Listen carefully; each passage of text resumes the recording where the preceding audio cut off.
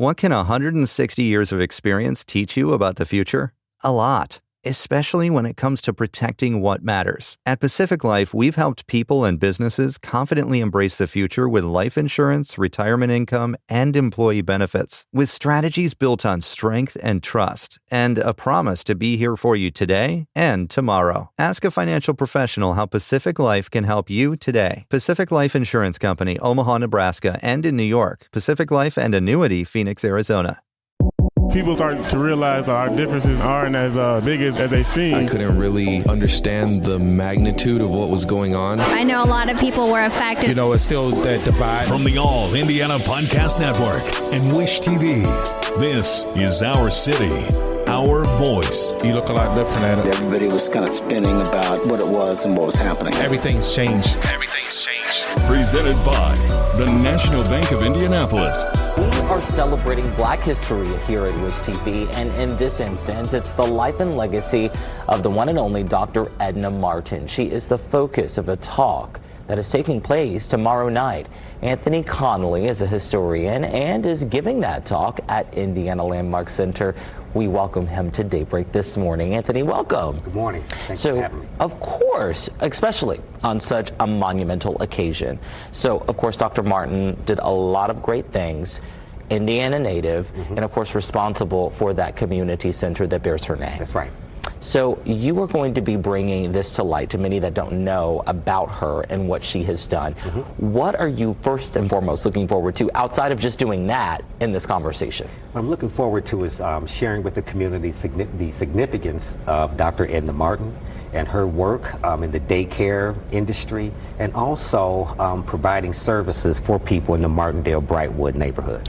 So first off, let's go ahead and shine this light on it. Back when she founded this center, there weren't a lot of places for us to go and especially seek services within our community.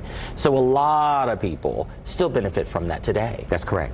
She started what began as the East Side Christian Center in 1941. At a time when there weren't very many kind of social services programs or organizations like this in the city. And it starts from a spiritual epiphany that she had. Her daughter had died a couple of years earlier, and she was looking for something to really get her out of this depression she was in. She read a report on juvenile delinquency in the Martindale area, and that was her moment of clarity to start a daycare facility in that area. She started off with 2 young girls.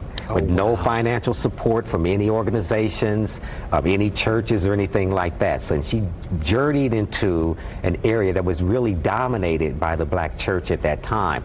And so she is a trailblazer as far as starting those kind of services in our community. And let's just give a little perspective here. This is a woman that was born and reared in Mars Township, southern Indiana. That's right. And we're talking in the earliest part of the century. That's right. I mean, this is not something that someone could just go out and do. This took a lot of passion, took a lot of support from people that look like you and I to help her make this happen. And keep in mind that when her family, she was born in Mars Township in 1897. Her family moves to Evansville and then later moves to Indianapolis at a time when this city was really dominated by Ku Klux Klan activity. So there's a lot of segregation, a lot of oppression, etc.